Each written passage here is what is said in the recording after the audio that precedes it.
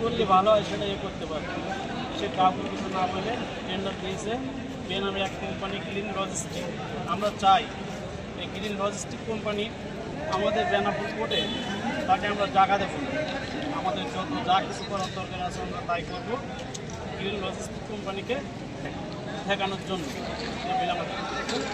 আপনারা শুনতে পেলেন লেবার শ্রমিক ইউনিয়নের এবং উপদেষ্টা এবং সাধারণ লেবারদের কথা।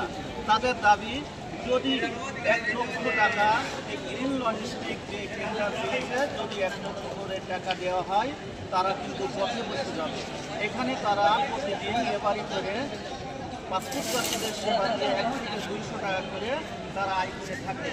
এ মুহূর্তে তাদেরকে 1 লক্ষ টাকা দেওয়া তাদের পক্ষে সম্ভব না।